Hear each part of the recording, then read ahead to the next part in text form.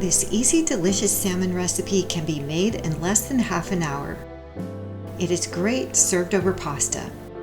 This recipe serves 4. Remember, you can always half the ingredients if you're only serving 2 people. Place your salmon skin side down on a baking sheet lined with foil. Then drizzle it with olive oil,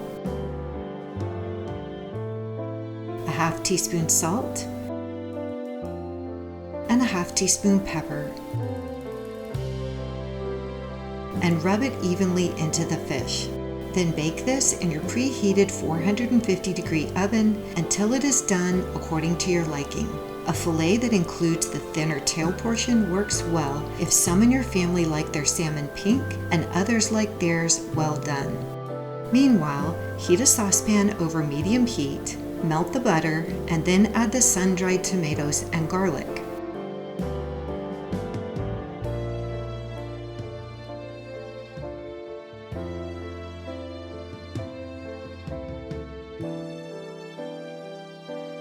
Sauté this about a minute, and then add the capers, the milk, and the cream. Add the remaining salt, and bring this to a simmer.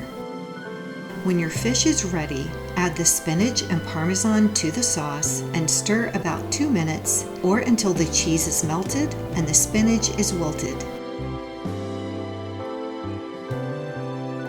Then add the salmon back to the pan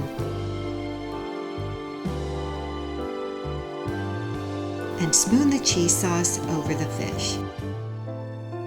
For other easy, healthy fish recipes, see my video for 1-pan fish and veggies or macadamia and pumpkin seed crusted trout. Thanks for watching, and please hit the cupcake to subscribe.